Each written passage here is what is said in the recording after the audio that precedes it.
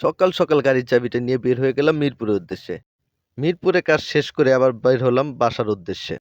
আগের মিরপুরের সাথে এখনকার মিরপুরে কোনো মিল নেই। কথা বলতে বলতে আবার সামনে থেকে এসে হাজির। আগের মিরপুর ছিল জ্যাম যুক্ত আর এখন হচ্ছে জ্যাম মুক্ত। সবই মেট্রো রেলের অবদান।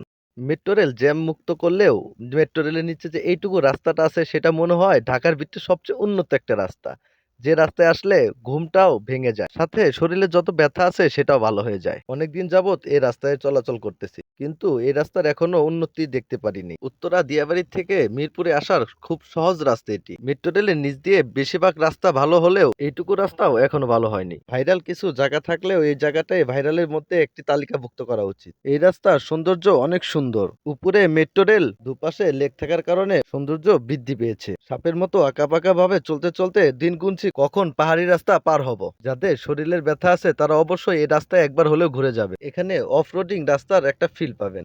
এই নোয়াগাড়ির পিছনে প্রায় 10 মিনিট যাবত আমি পড়ে আছি। অবশেষে রাস্তাটি শেষ হয়ে গেল। ওহ, অনেক কষ্টে রাস্তাটি পার হলাম। এই রাস্তায় আসার পরে পুরাপুরি রাস্তার সৌন্দর্য আরো চেঞ্জ হয়ে গেল।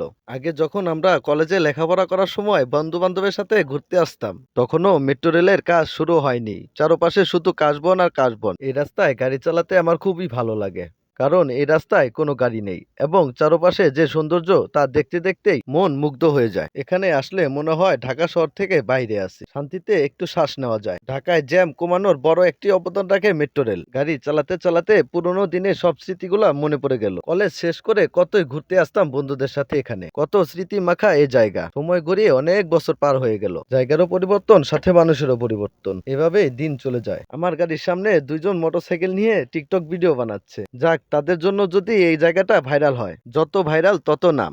আমার সামনে বড় একটা ট্রাক হাজির, এসে রাস্তাটা বন্ধ করে দিল। সামনে রাস্তা দুইটা, কোন দিকে যাব ভাবতেছি। যেই ভাবনা সেই কাজ।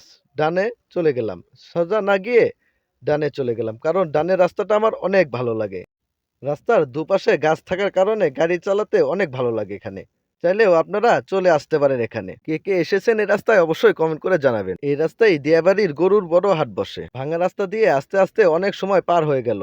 তাড়াতাড়ি বাসায় যেতে হবে। এই রাস্তা ছোট হলেও গাড়ি চালিয়ে আরাম। শুধু গাড়ি চালাতেই মন চায়। এই রাস্তায় মানুষের চলাচল কম থাকায় নির্জন এলাকা মনে হয়। মাঝে মধ্যে ডিম পার্টিও দেখেছি এই রাস্তায়। এফএম রেডিওতে গান শুনছি আর এক মনে গাড়ি চালাচ্ছি। মাঝে মধ্যে মনে হয় এই বুঝি ডিম মারলো আমার গাড়িতে, এটা ভাবছি আর গাড়ি চালাচ্ছি আর এক মনে হাঁটছি। এই ব্রিজেও আমার অনেক স্মৃতি রয়েছে।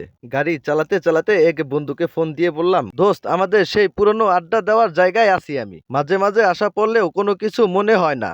আজকে তোদের কথা অনেক মনে পড়ছে। কার কার দিয়াবাড়িতে স্মৃতি আছে কমেন্টে জানাবেন। দিয়াবাড়ির সৌন্দর্য রাস্তা শেষ করে উঠছি এখন শহরের রাস্তার দিকে। সামনে ইউটার্ন নিলেই শহরের রাস্তা ধরে এগিয়ে যাব শহরের ভিতরে। এই মোটরসাইকেল আবার উল্টা ঢুকতেছে। আপনারা রাস্তায় চলাচলের জন্য অবশ্যই সাবধানতা অবলম্বন করবেন। ইউটার্ন নিয়ে নিলাম। ইউটার্ন নিচ্ছি আর একটা কবিতা ভাবছি। এমন যেতে নাহি চায় তবু যেতে হয়। এখানে আসলে খুব কাছের থেকে প্লেন দেখা যায়। এফএম শুনছিলাম। এমন টাইমে একটা আরজে ব্রাজিল খেলা নিয়ে কথা বলছিল, শুনছিলাম আর হাসছিলাম। ঝটপট করে বলে ফেলো, ব্রাজিলরা কোথায়?